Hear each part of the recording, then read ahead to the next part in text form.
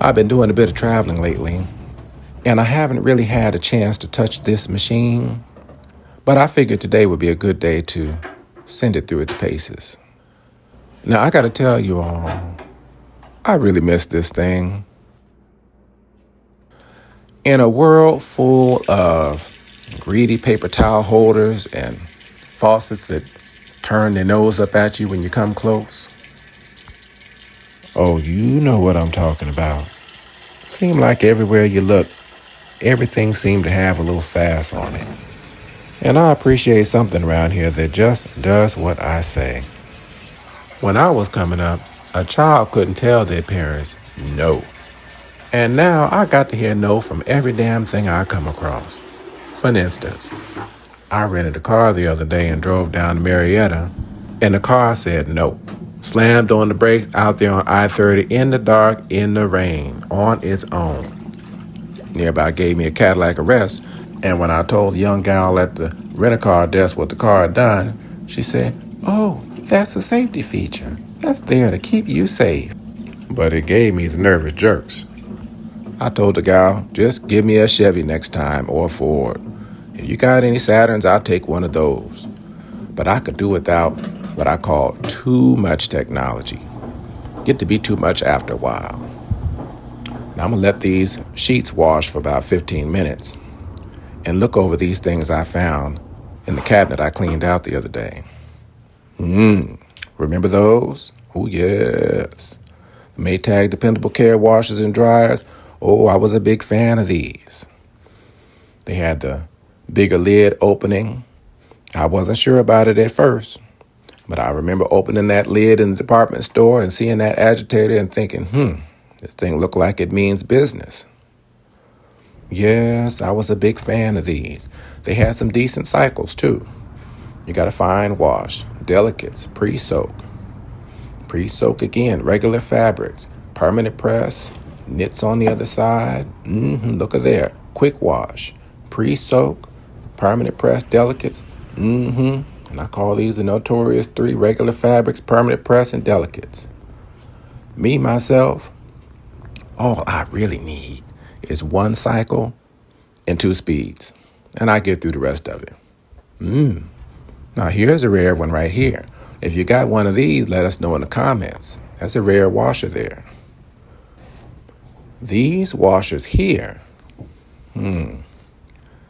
I might call them the last of the real Maytags, the last of the real Newton, Iowa top loaders. They put this dual action agitator in here, and I cringed when they did that. But it turned out to be a decent fit. These washers had some decent cycles too. Easy care, permanent. Oh, look, we got a soak only on the bottom. Some soak cycles. Remember those? We could soak our clothes in the machine. This is the last of the golden era here, folks. Now, the Maytag Jet Clean dishwashers, I still remember the advertising campaign. Stop pre-washing. Remember that?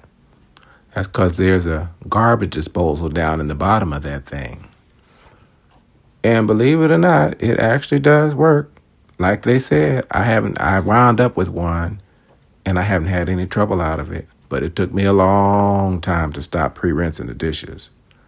If I had to choose, though, I might say KitchenAid. Because KitchenAid made some good dishwashers, if you recall. The notorious Maytag Neptune. Y'all remember these? Look at this. Our new washer will forever change the way you look at doing laundry. They didn't lie about that one, did they? This washer introduced us to lower water consumption and a gentler wash action. My favorite is the higher spin speeds, though. Baby, you get your clothes out of this thing, you could almost put them on. They was that dry. It was nice. And I love this styling on the 3000, but I could tell you the 5500 and the 7500 are better machines. Let us know if you have a 3000 though, because it's becoming a rare washer. Now, back to this old gal here. You can't sleep on her now. I fooled around and got distracted one day. Wound up going to bed, got up the next morning, and the machine was still on washing those whites. I won't soon forget either. These sheets are the only thing I have to wash today. So I'm going to let this wash water out and get these sheets wrung out so I can rinse them in the washing machine today. Now, I've been curious to see how these sheets were going to turn out with that Costco soap and that White Revive. That White Revive ain't no joke. But from the looks of things, I should have used Tide or maybe Parasil. But I guess that's the way of the world now. I miss those big cereal boxes of soap we used to use. Remember those? Unconcentrated soap. You put a big cup scoop in the washing machine, and as the washer starts filling up, the water starts sudsing up good, and you know you're on the right track. You put this soap in the machine now, you can't tell what's going on. If you can see inside. See that? The Wringer almost got me. See there? Now, I've kept a Wringer washer for 30 years, believe it or not. And I had my fingers caught in them Wringers yet.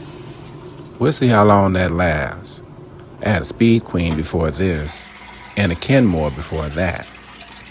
They were all nice machines. Now, I got this bluing, and if you're not familiar with it, bluing is kind of like an old school laundry hack.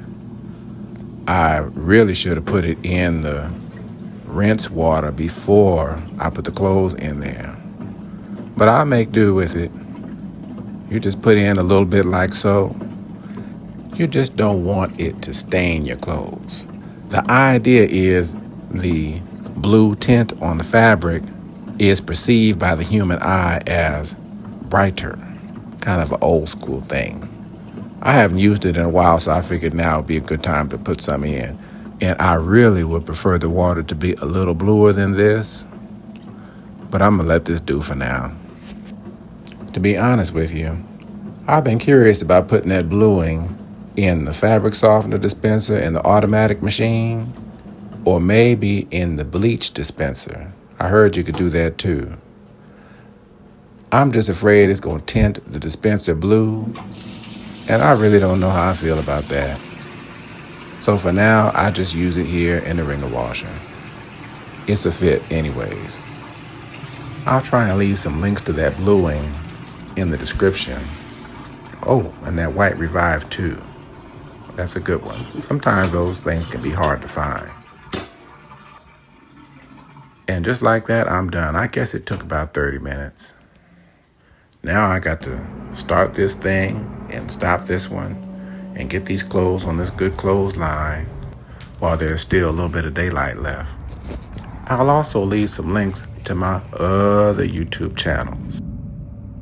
I hope you all enjoyed this video. If so, please feel free to like and subscribe to the channel, and I'll see y'all on the next video.